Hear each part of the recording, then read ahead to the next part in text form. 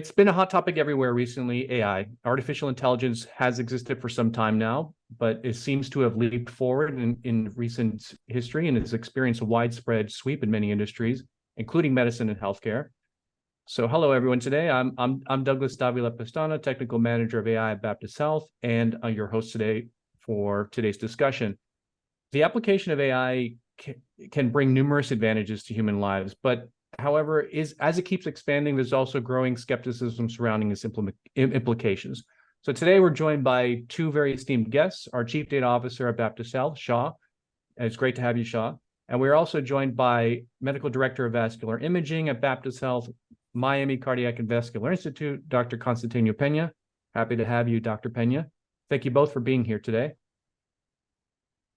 Great. Thank you, Douglas. Great to be here today. And before we dive into today's subject, I want to remind our viewers to send in your questions and comments in the comments section throughout this discussion. We look forward to answering any questions that you may have. So our first question is going to be for Sha. In recent years, AI has transformed all kinds of industries, including healthcare. Can you tell us how AI is being used here at Baptist Health? Of course. First of all, thanks once again, and it's great to join Dr. Peña on this panel.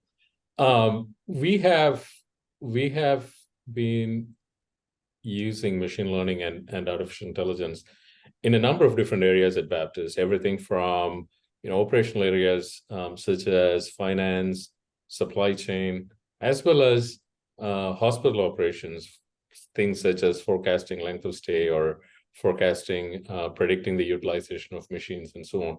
So there are numerous sort of uses of AI and machine learning, especially at Baptist. And next question for Dr. Peña. So AI has the potential to benefit and has benefited in many different aspects within patient care, but it's also become a particularly prominent tool for vascular imaging. Can you tell us about how artificial intelligence is being used in your field?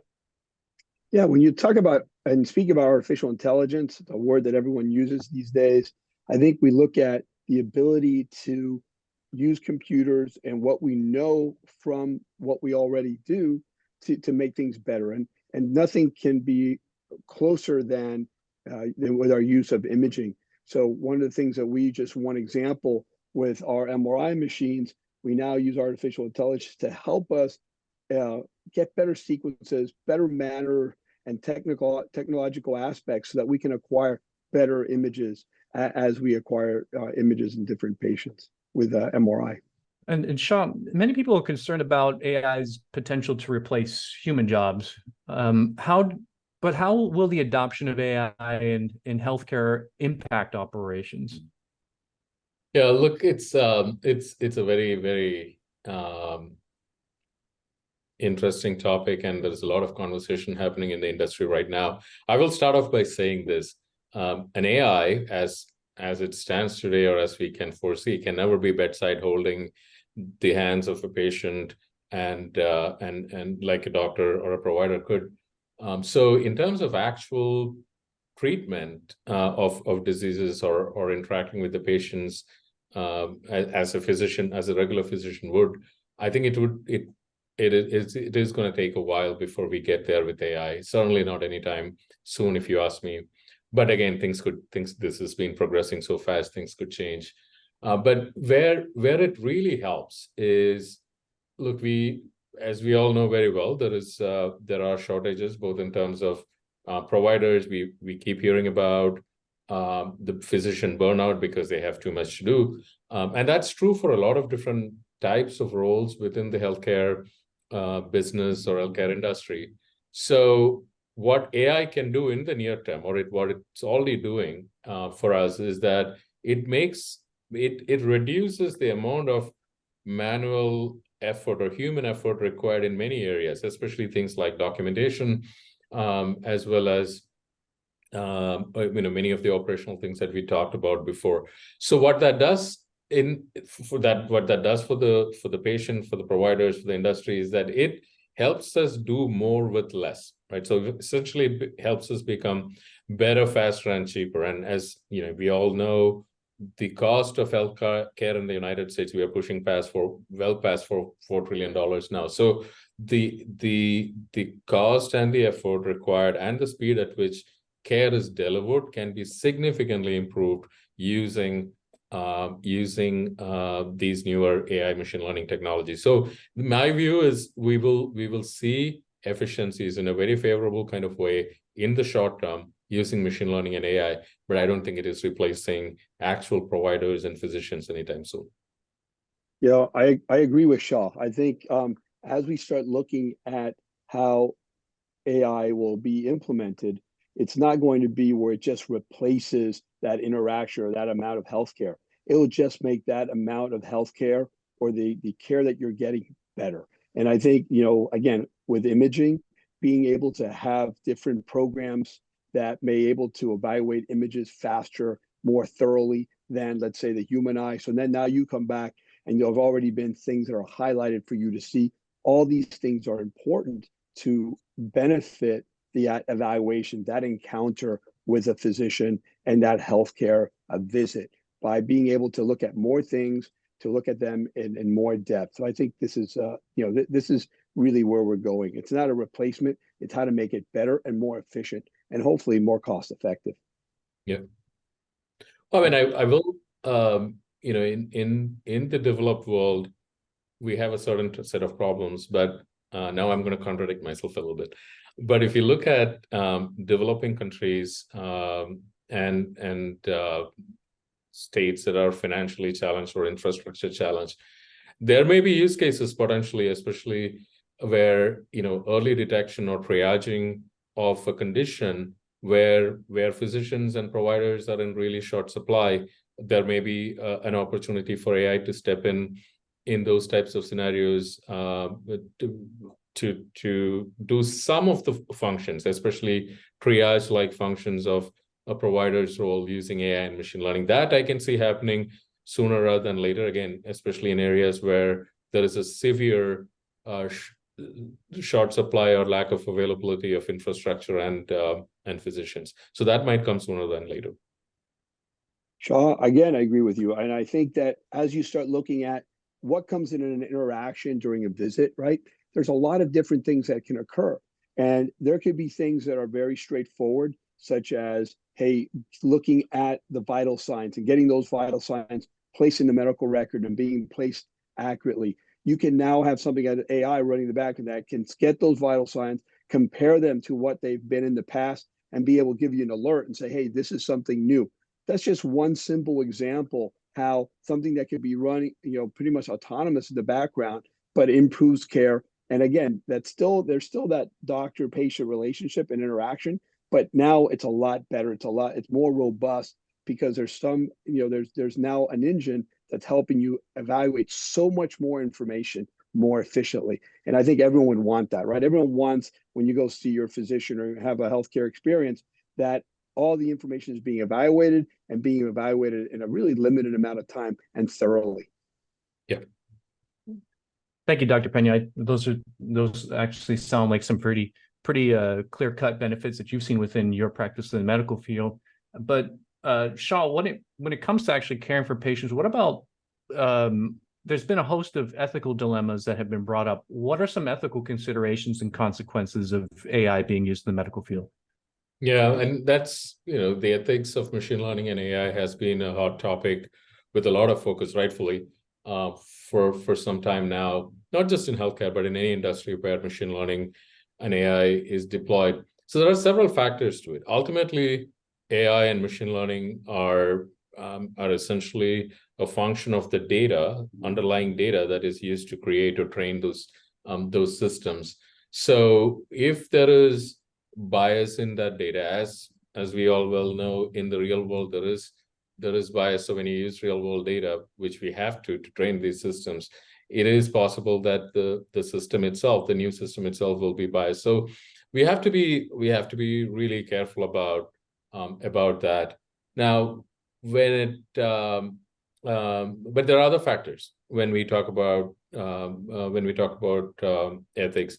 There is privacy in terms of the data that is used to train these models, as well as the use of the models themselves, right? So once you have an AI system, when you're let's assume that we are using a particular patient's data, we want to absolutely make sure that use of data, that data stays private, or the patient's information is private. So privacy is another big factor. Transparency in terms of letting your users, patients, in other words, providers, or anyone else know that an AI machine learning system is being used in a particular workflow, I think is super important. We just recently, I think this week, there was news about a large insurance provider using a system to adjudicate claims, and now there is a lawsuit saying a machine learning system may not have done enough justice to the process because it went too fast. And patients were surprised by it. People who made claims were surprised by the fact that their claims were looked at and denied by a machine as opposed to a human, because many states have rules or laws that say an expert has to look at it. So that's a transparency issue, right? In many ways, it may have been, in that particular example, we will see from a legal perspective if they broke the law. But letting your users know is super critical, and is one of the things that you should do upfront so they are aware. But so transparency is another one. There are other factors in terms of accuracy. For instance, how accurate are the systems that you're building, under what conditions? Those are things that need to be reviewed very closely as well. So the equity of outcome for patients when you use, or patients, or other players within the healthcare industry, when you use these systems, how are these outcomes measured? How are we ensuring there is equity? Those are factors as well. So it is a fairly broad and deep subject, and I think there are certain factors such as the ones that we just talked about at a high level. But as you get closer to the implementation of each one of these capabilities, as they get implemented, I think we would have to look at all of these factors in its totality and go deep into each particular implementation and make sure that there are guardrails in place, number one, but also from a controls perspective, we have cleared all of these ethical concerns that we would have when deploying a system such as machine learning. And Dr. Peña, the Miami Cardiac and Vascular Institute recently started using SmartSpeed and artificial intelligence software for MRIs. How does that AI software help Baptist Health start to make major steps forward with patients in diagnosing those patients? Right. It seems like it's a very simple initial move, but it makes a big difference. We all know, an MRI examination is an examination that uses magnets.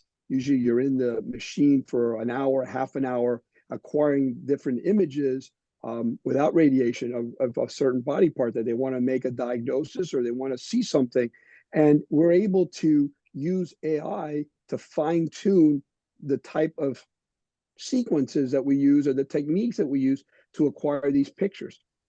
So you can imagine, because it uses magnets and uses different types of techniques, AI can go and change. And what used to be, we had a certain sequence or a certain application for every patient. We now can tailor that sequence to that particular patient. And we may be able to say, by doing this and that in the computer, we can then acquire a better image. We can acquire an image faster. We can get more detail. And this is really where we're using what we call SmartSpeed, a way to image smarter and more efficiently. And it's really an individual custom-based kind of solution. As you are in the magnet, the computer is able to see certain attributes that you may have, a certain body part that they're looking, and be able to manipulate and change certain sequences to maximize their efficiency. And this is something that, again, going back to what we started with, getting us better quality of care, more cost-effective care, and hopefully faster. Thank you very much. And so I think we have some time now to get some questions from our viewers. So let's go ahead and take some questions from them. One question that seems to have come in is with, given the vast software landscape, in how are healthcare providers and institutions handling the integration of AI tools into their existing systems? Shaw, you want to start with that? I can start and then come back to you. Well, I mean, look, the last mile, as we call it, which is where these tools and models actually become available at the point of care, at the point of use to the users, is one of the biggest factors, even more than accuracy in some ways, is one of the biggest factors that decide whether they become useless shelfware or actual useful software. So the goal needs to be, and it is for us for sure, is to reduce the number of steps the users have to take to actually consume the insights or the data or the prediction or the forecast or the content that's coming out of these systems, which then means you have to make sure that depending on the use case or depending on the problem, that we are making these solutions available inside tools like the EMR EHR system.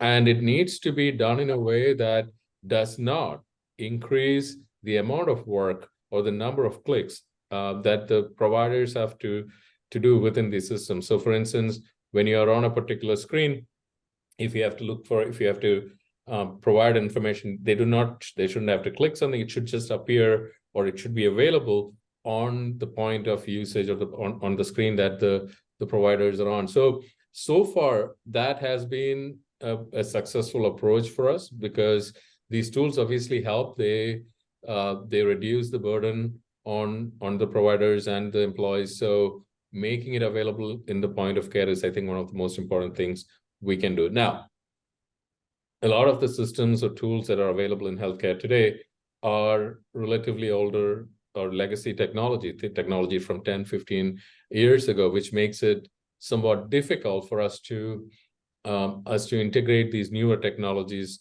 into.